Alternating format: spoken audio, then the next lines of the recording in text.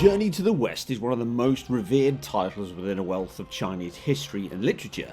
Game Science, a brand new Zhejiang-based studio, have continued the plight with a resplendent Unreal Engine 5 powered technical and magical tour de force on PC and PlayStation 5. Does the magic remain in this new Monkey's Tale?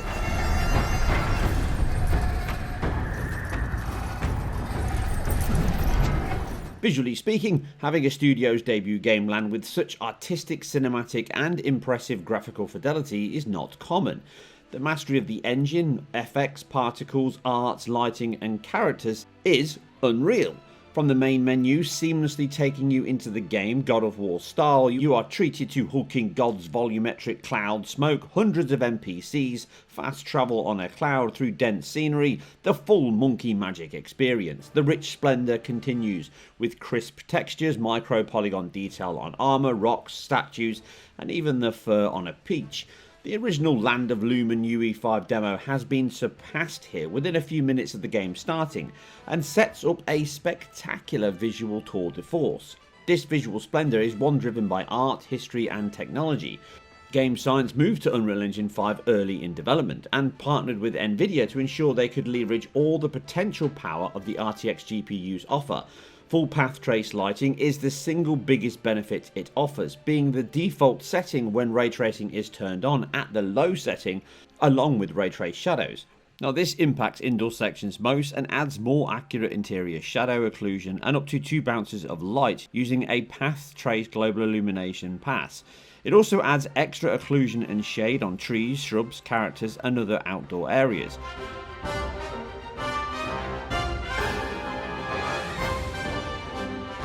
One of the best features though is on water bodies that now include both reflections and refractions of caustics. These can be seen with real-time caustic reflections bouncing up and onto the underside of caves or bridges, and these move and ripple with the water as you interact with it. These also calculate the real-time light refraction through the water body and onto the surface below, presenting a realistic distortion and caustic cascade underneath that improves the visual quality and accuracy in a great many areas. Chapter 2 has some incredible segments to pick up on this and that light bounce. Now moving up to medium from low brings with it ray trace reflections, which used standard screen space reflections on the low setting or when ray tracing is turned off, which needs a reset to turn on off in the game.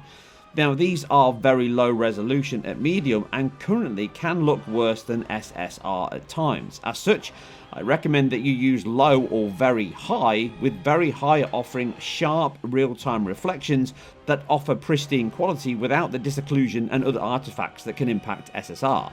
Now these do come at a big cost though, as each time you move up the ray tracing ladder, the RTGI resolution pass increases from a half res at low and medium to full res at very high. Medium turns on half resolution reflections and then very high bumps these up to full resolution along with particle reflections within that BVH. And finally that full caustic reflection calculation. As such, expect to see a big reduction on the performance by simply turning these on.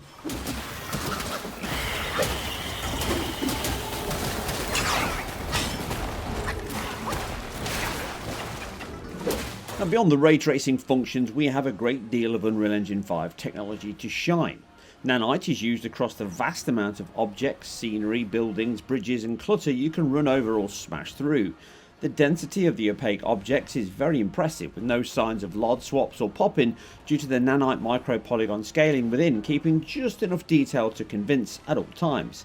This does mean the engine demands on data streaming are high, which we'll cover in performance, but the benefit is a seamless and scaling world throughout your adventure. Aside tree leaves, shrubs and other animated and semi-transparent objects, these still use LODs, and although it can be rendered in nanite, the cost and effort to enable solid performance can be very high and was likely a cost saving effort here.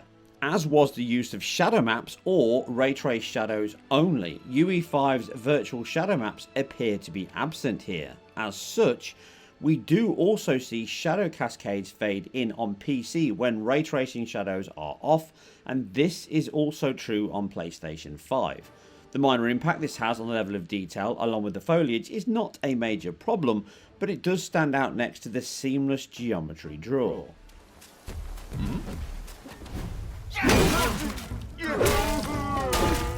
The non-RT lighting is still excellent, and at times can be even better, such as here with the sheer amount of occlusion on some interior objects hiding much of the detail.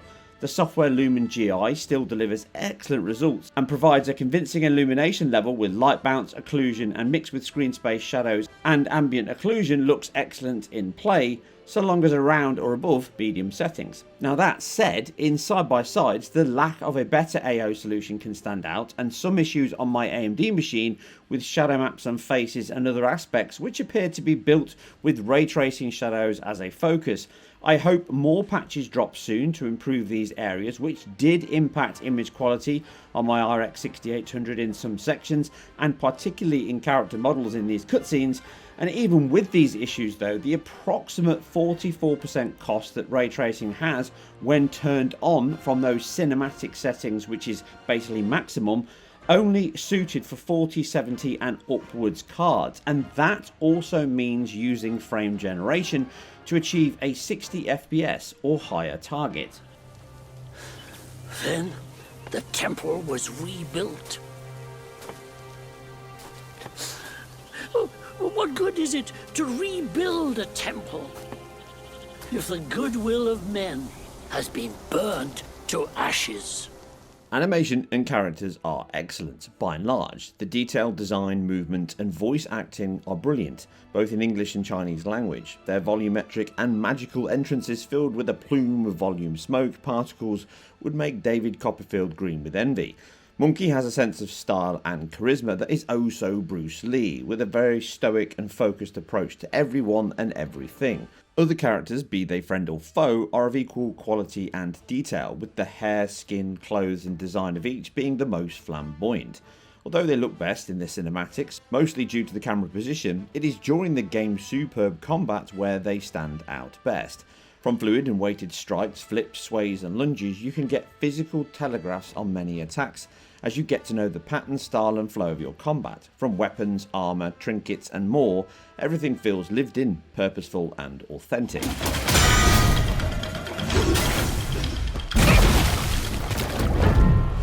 They also highlight some of the weaker areas of the game, no matter 1490 or not. Some are the lip sync and animations can be a tad robotic, almost placeholder at times during various cinematics.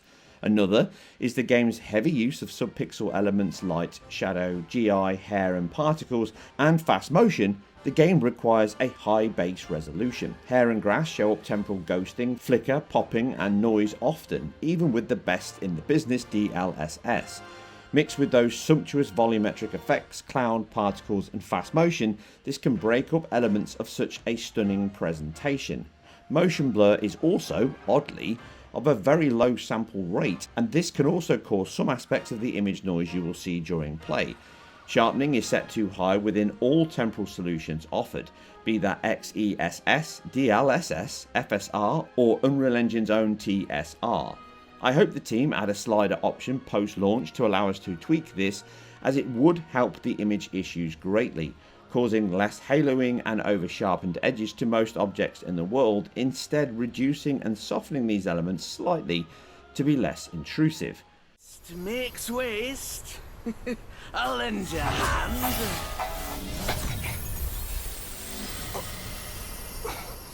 Sound design and execution is top tier also. Both languages portray the intention and cheek from each character, with the opening Wukong himself having a cocky and sarcastic charm to his insults. To obey and serve once more. I understand that too. But what I don't understand is...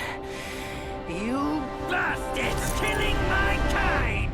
Music is incredible, with a perfect meld of Chinese music and instruments, from pipe guitars, halusi flutes, trumpets and guzhangs that invoke the history, calm, power and ferocity as needed, mixed with more modern orchestral elements that envelope your ears during play. The sound effects are a huge aspect of the game's impressive impact, from the Bruce Lee-like cries and wails of Monkey, the slither of a snake's tongue, swipe of a bow, Joe or bull's ear sword, to the roar of a bear as flames engulf your battle. Every sound, murmur and clank of metal enriches the experience and brings all the characters, world and style to life even more, and was a highlight for me during play.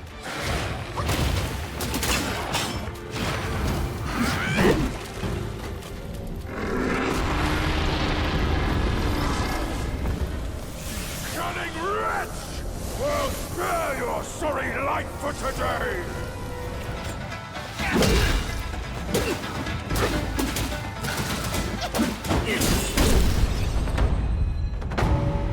As we never got PlayStation 5 code for our review, instead we purchased our copy for launch day, so today, as I record this, and it offers up a decent showing from the off. All the visual elements discussed are true on the PlayStation 5, aside the ray tracing, which is not present in any mode. 3 modes are offered, as has become the norm now, quality at one end, performance at the other, with balance slap bang in the middle.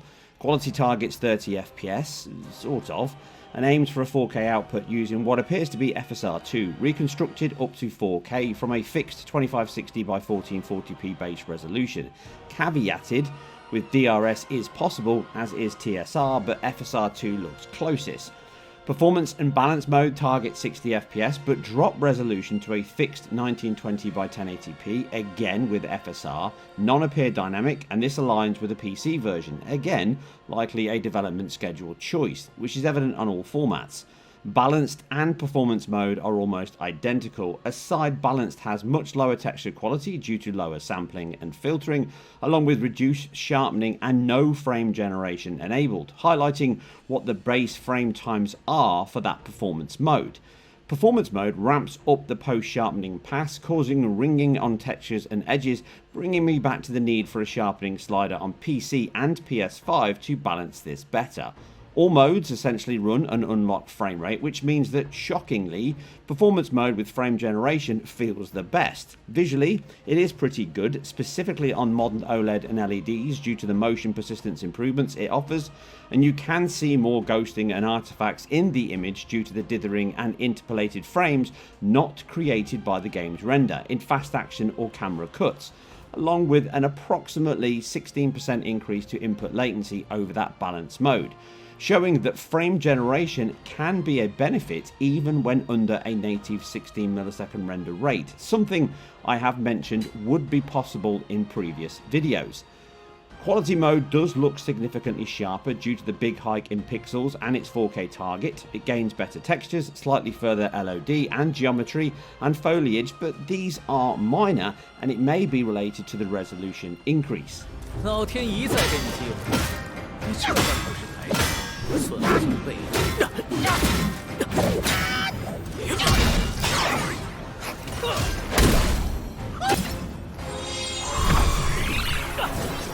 Aligning to PC is hard to be exact, but using the quality mode and performance, we match closely with the high settings. Hair and foliage may be high or medium, but often align with PC's high setting. Shadows are a mix of high and medium, with incidental objects such as lamps not included in the shadow map pass, but larger objects use the same cascade and quality as high. Using PC, this can save around 6%, so 3 or 4% may be a nice little win for PlayStation 5, and it's possibly even memory related, as in addition to this, PC textures at high are also slightly better than the PlayStation 5. Volumetrics are closest to high, with particle effects possibly high or medium due to GPU and memory costs that they have, but due to the dynamic nature throughout, it's hard to be certain. But the opening cloud battle is a standout example of how good the volumetrics and particle system is, and it really doesn't stand out as being drastically different from PC at high or even very high. In side by side with high, it is indistinguishable from each other. Sharper textures and more shadow casting objects, as noted, make high the closest match. Now, the lack of ray tracing does impact certain areas, specifically water bodies, caustics, and character shading on hair and armor being improved, and reflections also benefit on PC at very high ray tracing, but the performance cost makes them all but unattainable, even on my RX 6800, and only for 4070 upwards GPUs with reconstruction enabled.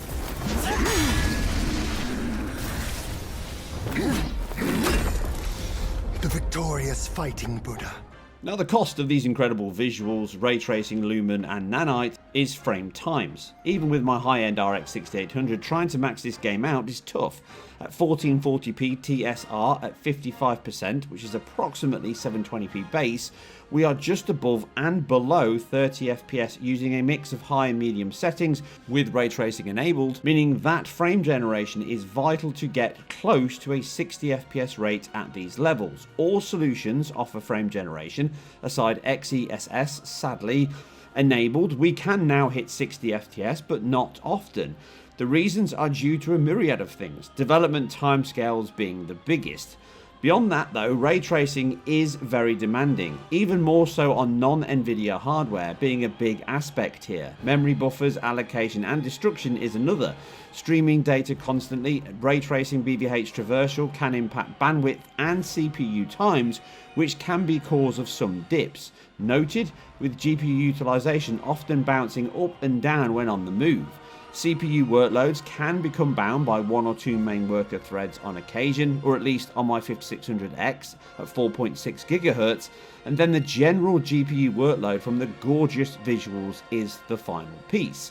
As such, I recommend turning ray tracing off using high settings at 4K using TSR or FSR2 at 50% scale for a close lock on 60 FPS, or using frame generation to hit a 90 FPS level or slightly higher. Now the RX 6800 delivers excellent quality and performance, but those streaming, context and general memory stutters still occur, and alongside the GPU drops you'll see during gameplay even at these settings can all and only be fixed with time and effort from the team.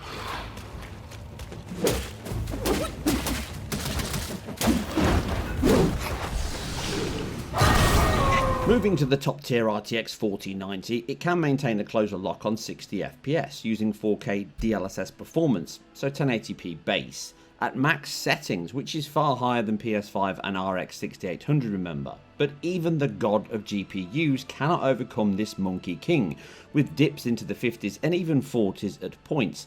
As such, you can enable frame generation with DLSS to deliver a 70 to 100 FPS range at maximum settings, which still feels very good and smooth, but it does increase the game's visual blemishes covered earlier, which, along with a slight increase in input latency, leaves it as a nice to have option. Instead, tweaking settings to drop ray tracing to low and full cinematic settings capped at 60 FPS is almost locked now, aside those same traversal and memory related stutters.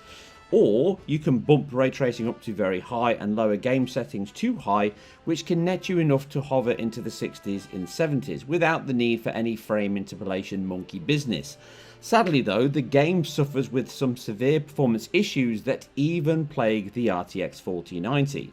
All of these come down to development time and work still required. Memory leaks can happen, with a couple of crashes happening to desktop on my AMD machine. In addition, if you play for a few hours solid, you can see performance on frame times become erratic. See here as we get buffer access and possibly CPU pauses, giving us 60 to 100 millisecond stutters as we fight, which feels horrible to play. Restarting the game fixed this, but the more you play, the more likely this will happen. I noted up to 9 GB of system RAM can be used and allocated for the game, and over 11 GB of VRAM. Beyond Chapter 1, things get even worse, with big pauses, textures taking ages to load in, NPCs just staring into space, and have no conal view of state mode unless you get up close or hit them. Loading can be slow at times, sound can break up, speech can get mixed up, and physics jump around, and other bugs that point to a game still in the polish and refinement stage. No version supports HDR, which again points to scope and schedule challenges. I have only just reached Chapter 3 as of recording this, so it could get worse, but so far Chapter 1 is significantly better than Chapter 2, which was a limit on the review embargo for all of us. The visual quality and extensive action here is commendable, but it definitely needs more work when it can eat so much of an RTX 4090 and 5800X 3D and still ask for seconds.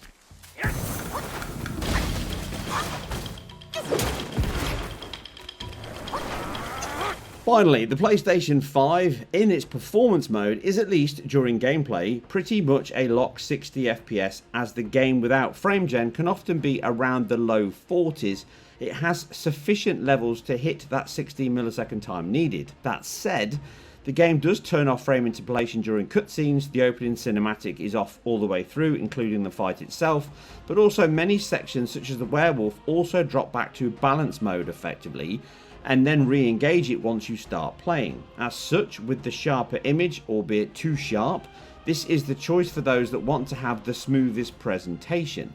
Like all modes though, and PC, it still has data streaming stutter, which can crop up when you hit a sector point for a new part loading in of the map, or a big boss or semi-big boss battle. These are not shader stutters, as that is done at the beginning and they're not even present on consoles, but they present as the same, with some 66 millisecond spikes occurring on PS5, with PC can hit 100 milliseconds and sometimes more, but no platform or mode is free of these, although they are not that frequent.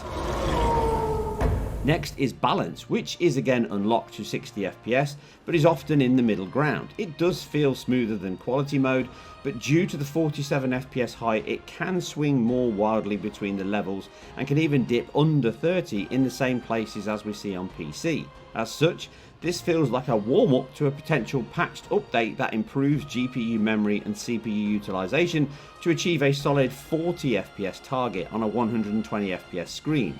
Now, I feel that this is the team's intention here, but they just needed more time to get this ready for launch. Now, my advice is try this mode, make up your own mind, and then join me in one of the other two modes for now. Comparing PlayStation 5 to PC, on paper at least, using the balance mode, is around 66% of the 6800 performance, but it is within 75% of its performance rate here, which on paper, again, is above expectations. That said, I do think more will come for PS5 and PC alike. Quality wraps up the modes, and it wins here for the best presentation version, hands down, as covered. But it also has an unlocked frame rate, which reinforces my point of being memory bound and still in that development stage. We often run around 30 to 35 FPS, but with very low GPU load, we can hit a similar 47 FPS high as balanced, meaning the game may be more CPU bound, closer to 60 FPS than GPU in these cleaner sections. That was noted in my PC test also, where a single core could become maxed out, causing lower GPU performance. This mode does feel pretty smooth, but like all others, it can still dip under 30 FPS with some stutter along the way. It just pips it as my best mode as the build stands today, with the performance mode being a close second, but I would prefer a higher base render rate for that to be my preferred choice. It is not a great performer as noted, and later chapters on PC are much worse, meaning we could see a Simian problem on PlayStation 5.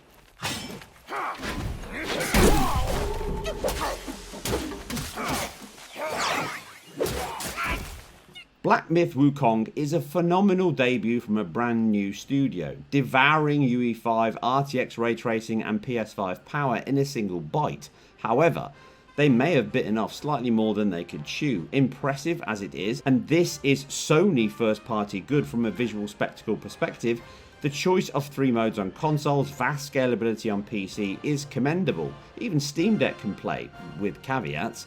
Simply, the shine is dulled by some intrusive performance gripes on all formats, including the best PC spec on the market. Memory leaks, clear areas that are still in bug and optimized beta stage, visual blemishes such as anti-aliasing issues, shadow bugs, dithering, invisible walls, occasional crashing, traversal stutter, and heavy input latency cost sour the sweet taste a little.